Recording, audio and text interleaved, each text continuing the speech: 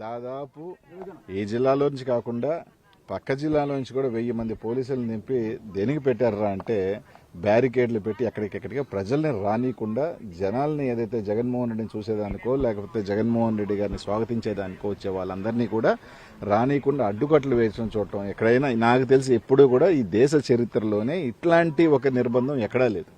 ఈ రోజు ఈ ప్రభుత్వం వచ్చిన తర్వాత పోలీస్ వ్యవస్థని కేవలం ఒక కక్ష సాధింపు చర్యలకో లేదంటే ఈ విధంగా ప్రజలను అడ్డుకునేదానికో లేకపోతే బందోబస్తుల కార్యక్రమాలకి పోలీస్ వ్యవస్థని దిగజార్చారు తప్ప ఈరోజు ఏమవుద్ది మీకు అంత ఎందుకు? మీరే అంటున్నారు జగన్మోహన్ రెడ్డి అనే వ్యక్తి ఇంకా ముఖ్యమంత్రి కాలేడు, ఓకే.